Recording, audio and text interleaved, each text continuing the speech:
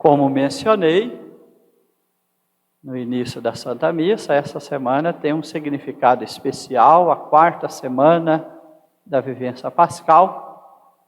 Ela tem sua abertura, como é próprio, no primeiro dia da semana, que é o domingo.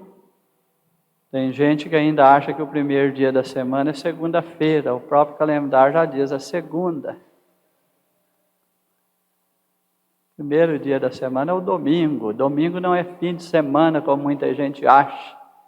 Fim de semana pode ser sexta à tarde e sábado. Domingo não é fim de semana. Domingo é quando você se prepara para viver bem a semana que se segue. Então, para nós cristãos, católicos, domingo é dia do Senhor, por isso, Dominus. Um dia que temos uma dedicação especial para cuidar da nossa vida espiritual, para estreitarmos a nossa relação com aquele que é a razão da nossa fé, o Cristo ressuscitado. Como São Paulo, já de forma profética, colocou na sua carta, há muitos entre vós que se comportam como inimigo da cruz de Cristo. O Deus deles é o estômago. A glória deles está no que é vergonhoso. Ou seja, passa o final de semana comendo e bebendo e fazendo não sei o quê. E esquece de cuidar da espiritualidade. Esses, diz Paulo, que passam o domingo sem cuidar da vida espiritual, são inimigos da salvação. Porque a cruz de Cristo significa salvação. Passa o fim de semana comendo e bebendo, cuidando do estômago. Por isso, no capítulo eucarístico, e nós vamos nos referir a ele, o capítulo 6 de São João, cuidai não do alimento que perece, mas do alimento que dura para a vida eterna. Tem muita gente que está cuidando só do corpo fisicamente, dando alimento que perece, alimento material ao corpo físico que perece, esquecendo de cuidar da sua espiritualidade, dar o alimento que permanece para a vida eterna, o alimento da palavra de Deus e da graça de Cristo. É o alimento da nossa vida espiritual que não perece. É o alimento que dá a vida eterna. Hoje precisamos muito de focar numa catequese à luz da palavra de Deus e da espiritualidade eucarística. Tanto é que cada vez mais, para darmos os ministérios e sacramentos na vida da igreja, vamos precisar de fazer menos barulho. Porque tem muito barulho e pouca consistência. Uma espiritualidade fragilizada e muitas vezes débil. E devido a essa fraca espiritualidade, precisa se fazer muito barulho em volta, para dar uma sensação de grandeza.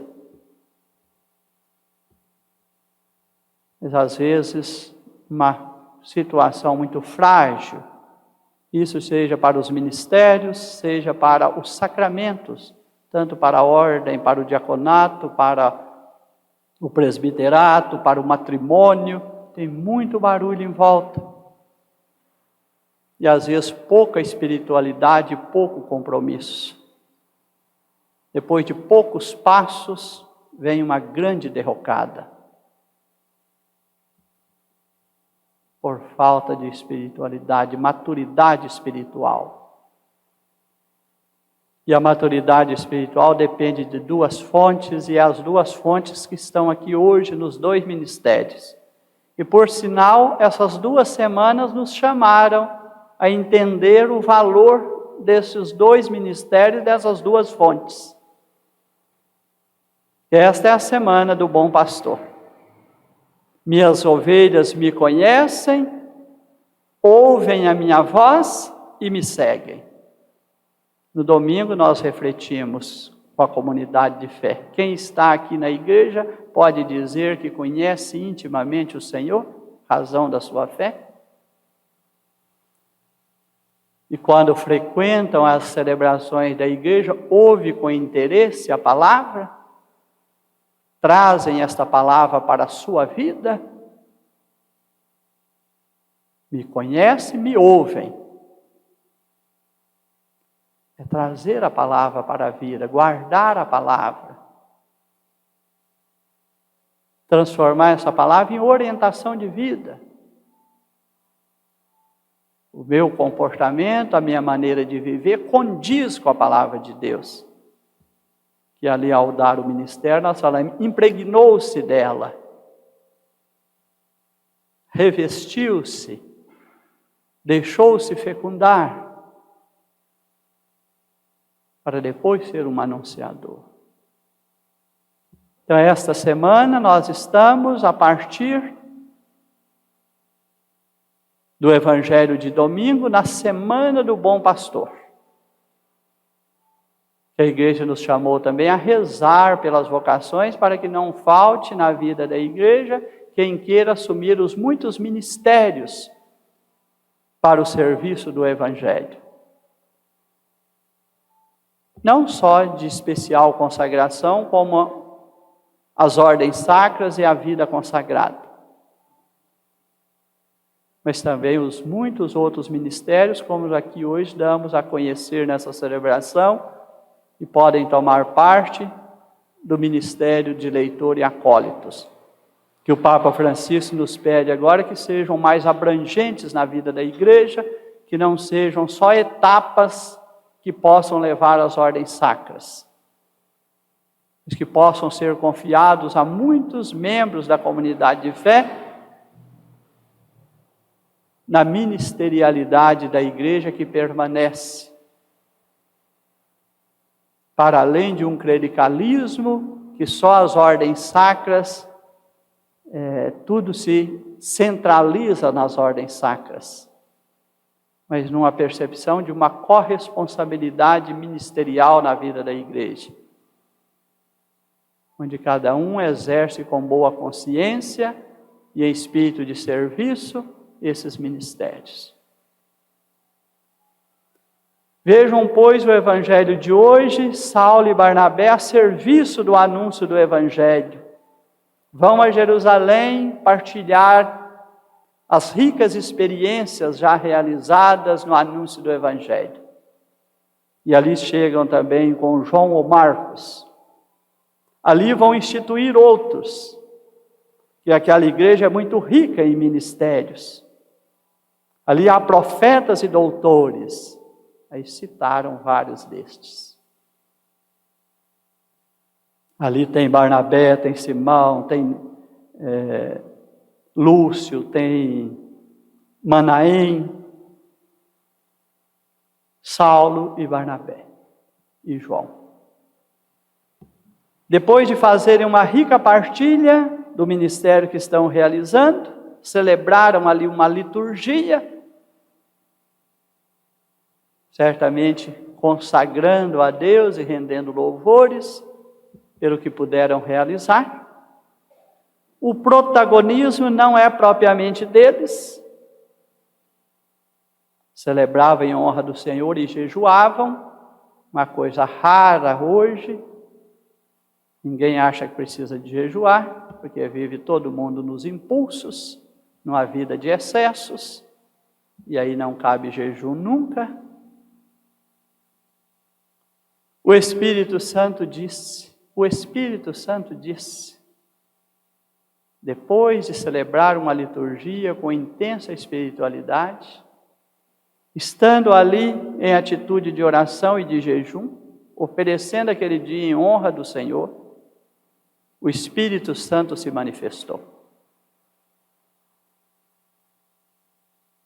Não é cair numa rotina de reuniões sem espiritualidade, onde fazemos os nossos planos, sem uma escuta que o Papa está dizendo, do Espírito Santo em primeiro lugar e depois uns dos outros.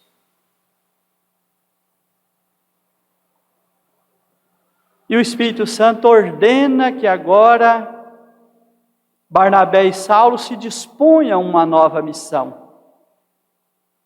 E se deixam conduzir então pelo Espírito Santo para irem para Antioquia realizar uma nova missão. Novamente jejuaram e rezaram. O que significa? Muita espiritualidade. Não são reuniões que mantêm a igreja na missão. É a espiritualidade. Nós estamos com reunião demais e espiritualidade de menos.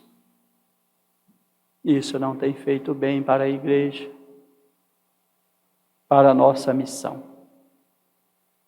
Jejuaram e rezaram, e aí impuseram mãos para enviá-los para esta nova missão. Enviados por quem? Não foram os outros apóstolos de Jerusalém que enviaram. Enviados pelo Espírito Santo novamente. O Espírito Santo separe Barnabé e Saulo. O Espírito Santo envia Barnabé e Saulo.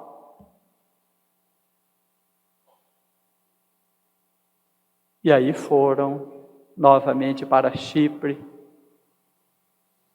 Vai para aquela região de Salamina. E ali começam a anunciar a palavra de Deus. Josias e William, oração, jejum e Espírito Santo. Não pensem que vocês são, com a limitação humana de vocês, dignos de serem revestidos e confiado a vocês esse ministério. Sejam humildes e cuidem da vida espiritual, para que possam fazer isso com a dignidade que é pedida a vocês para esses ministérios. E João novamente vai com eles como ajudante, porque a igreja sempre tem outros ministérios e outros colaboradores. Ainda não se tornam clérigos, estão recebendo ministérios que não são ordens sacras. Mas hoje tem uns que basta um ministério para já entrar no clericalismo e achar que é o mandatário da vez. Mais manda do que faz. E mais cobra dos outros do que dá exemplo. Temos que mudar nossas atitudes. Conversão pessoal e pastoral. Converter na espiritualidade da palavra e convertermos na espiritualidade eucarística. Para não darmos tantos escândalos que tanto prejudicam o anúncio do Evangelho. Da mesma forma, no Evangelho proclamado, Jesus fala da sua unidade com o Pai. E quem se une a Ele vive através dele a mesma unidade com o Pai. Josias e Bruno William, unidade com o Cristo, pelo Espírito Santo, que se torna unidade com o Pai. Cuidem da vida espiritual. Faça uma boa medida. Se tiver que faltar tempo, falte para outras coisas. E não para a oração. Para as boas leituras e necessárias leituras. Se tiver que renunciar a alguma coisa, renuncie às redes sociais. Com determinação. Porque ela tem feito muito mal aos anunciadores do Evangelho. Se ocupam muito das suas superficialidades, dos seus exibicionismos, e o tempo ali se passa rápido e muito tempo, roubando o tempo da espiritualidade. Isso tem feito muito mal. Naquilo que essas ferramentas puderem ter proveito, para melhor anunciar, para de alguma forma auxiliar no anúncio do Evangelho, as usemos. Mas nunca para perda de tempo. para lidar com superficialidades e futilidades, que nada sobra quando é peneirado.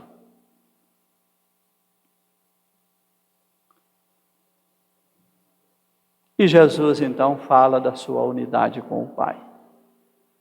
Quem me vê, vê aquele que me enviou, e quem ouve, me ouve, ouve a voz daquele que me enviou, porque eu falo o que ele me ordenou dizer. Nesta unidade com Cristo e unidade com o Pai, a palavra dele se torna, a nossa palavra se torna a palavra dele. Porque nos deixamos tornar instrumento para a palavra dele ressoar em nós e através de nós. Ele veio ao mundo, Jesus, para que todo que nele crê não permaneça nas trevas. Nós devemos ser os primeiros. Que as trevas do mundo em que vivemos não nos envolvam. E infelizmente tem nos envolvidos. Essas vidas de excessos, essas vidas de impulsividades, de satisfações imediatas, de prazeres momentâneos, isso são as trevas do mundo, que vai escravizando a pessoa e se tornando vício. Elas já não têm discernimento, se querem ou não querem, se aceitam ou não aceitam, simplesmente são escravizadas. São as trevas. Muito difícil ter discernimento aqui. Achamos que estamos praticando a nossa liberdade e as nossas escolhas, mas na verdade estamos sendo manipulados. E não conseguimos dar conta disso. Se não tivermos um bom discernimento, uma boa maturidade espiritual.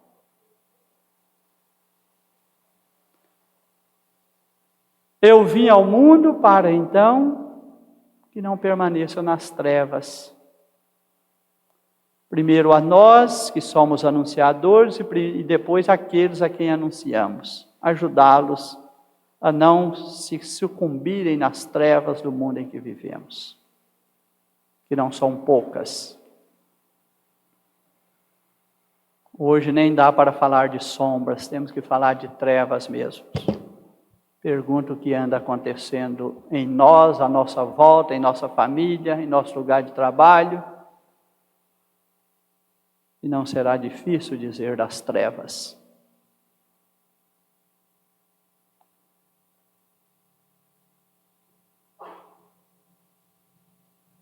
Se alguém ouvir as minhas palavras e não as observar, eu não o julgo. Eu não vim para julgar o mundo, mas vim salvar. Quando nós levamos a palavra ao coração da pessoa e as tiramos das trevas do mundo, elas são salvas. Mas tem muita gente que distorce esse versículo bíblico. Fala, não está escrito que Jesus veio e foi salvar? Não, ele veio trazer a salvação. Mas você precisa acolher a salvação. Olha a segunda parte desse mesmo evangelho. Quem me rejeita e não aceita minhas palavras, já tem o seu juízo. A palavra que eu falei, o julgará no último dia. A palavra de salvação foi oferecida. Você viveu? Salvo. Você recebeu a palavra de salvação e desprezou essa palavra, escolheu o seu juízo. Foi condenado por... você se condenou perante a palavra, porque não quis vivê-la. Essa palavra o julgará no último dia. Porque eu não falei por mim mesmo, mas pelo Pai que me enviou, e é esta palavra, leitores que serão chamados a levar ao coração das pessoas. Essa palavra que salva. Não podemos obrigar ninguém a crer e acolher a palavra, mas podemos propor a palavra a todos. E o nosso bom exemplo e bom testemunho ajuda muito a buscarem uma vida segundo a palavra. E no domingo passado, foi o capítulo eucarístico, a terceira semana da Páscoa, e durante toda a semana, capítulo 6 do Pão da Vida. Quem me recebe como alimento, vive em mim, eu vivo nele e terá a vida eterna. Então é o capítulo eucarístico de João, ministério do leitor, do acólito, serviço do altar, intimidade, madura espiritualidade eucarística, que é a espiritualidade da intimidade com Cristo, é a espiritualidade da doação. A Eucaristia sempre está relacionada com Cristo que se doou por nós na cruz, e a espiritualidade do serviço. Jesus a instituiu lavando os pés dos apóstolos. Espiritualidade eucarística pede essas atitudes: partilha, doação, serviço. Senão nós ficamos só numa superficialidade eucarística, e não numa espiritualidade eucarística.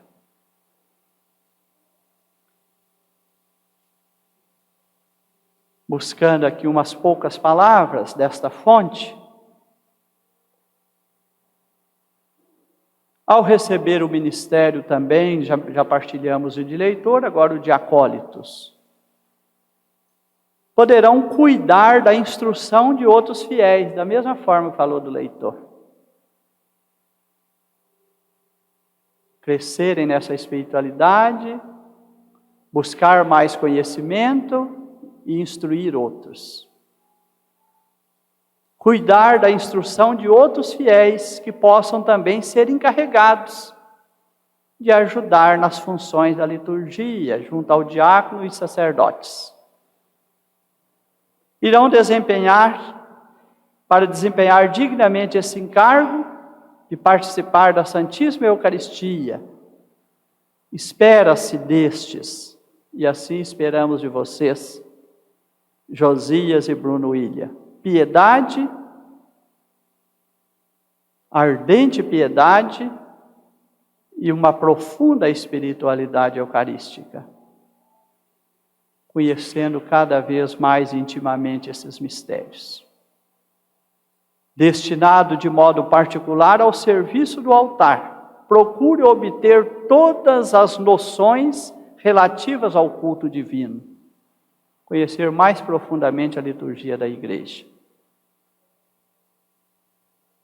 e compreender o seu significado íntimo e espiritual. Não é fazedores de coisa na liturgia, mas a liturgia é sempre celebrativa. De modo que se ofereça cada dia totalmente a Deus e possa, ao mesmo tempo, ser bom exemplo para todos pela sua atitude grave e respeitosa no templo sagrado. Ensinar as pessoas a ter zelo pelas coisas de Deus, ter respeito pelo sagrado, e não ficarem banalizando o sagrado.